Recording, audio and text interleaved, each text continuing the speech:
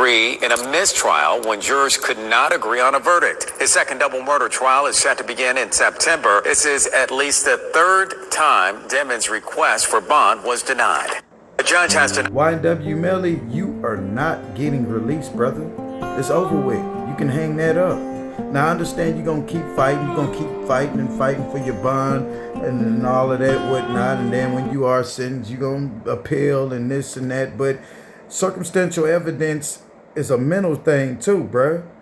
They don't have a weapon, but they do have the forensics that the gunshots went off inside of the vehicle. They do have forensics on that. So they know that, nah, these guys were unalived from someone inside the vehicle. Bullet trajectories come from where someone was sitting in the driver's side back seat. That was you, Melly. Leaving the studio, that's the one you hopped into.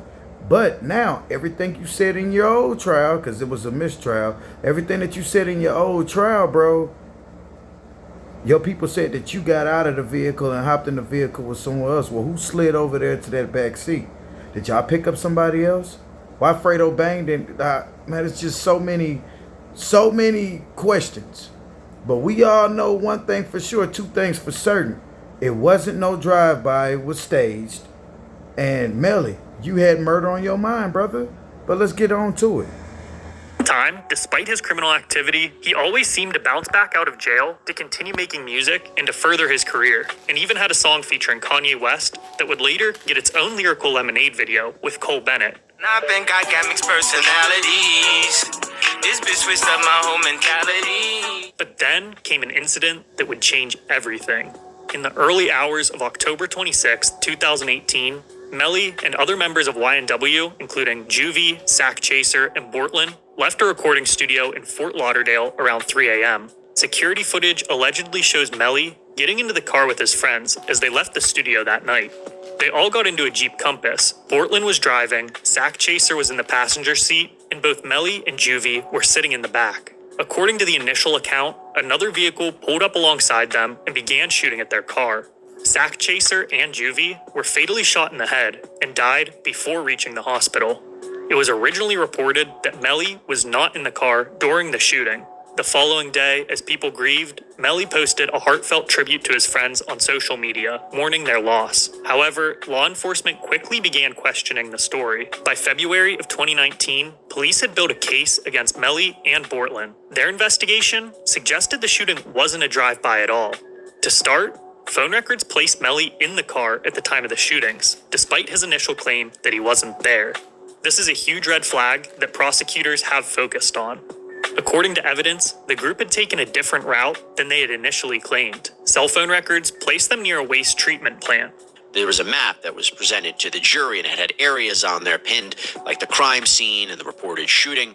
And significantly, the prosecution has asserted that the cell phone data shows that YNW Melly, or Mr. Demons, was with the victims about 15 minutes before they were taken to the hospital. The initial story was that another car pulled up and fired at them in a drive-by. However, police found no evidence of another vehicle at the scene or of a drive-by attack.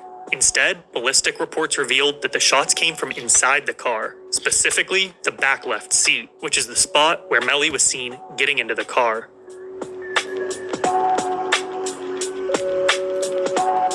Prosecutors also point to forensic evidence indicating the victims were shot at close range. They had stippling from gunpowder on their skin, which suggests that the gun was fired from a short distance, consistent with an execution-style shooting, something that doesn't really match up with the claim of a random drive-by.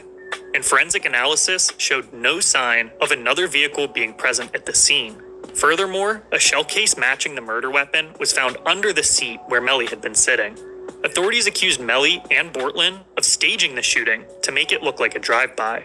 There's also claim of an alleged incriminating message from Melly himself. Police say they uncovered a video in which he reportedly says, "There's no regret to the stuff I did, for that person to die."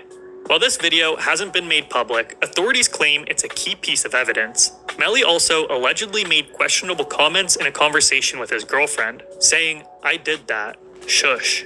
While this could refer to anything, prosecutors argue it's worth considering in the larger context.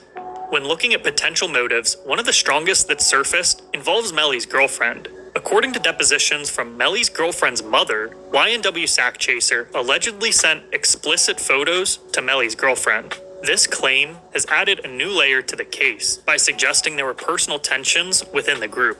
With all this evidence, prosecutors are working to piece together their case against Melly, who continues to maintain his innocence. Whether these claims hold up in court remains to be seen, but they're central to the ongoing trial.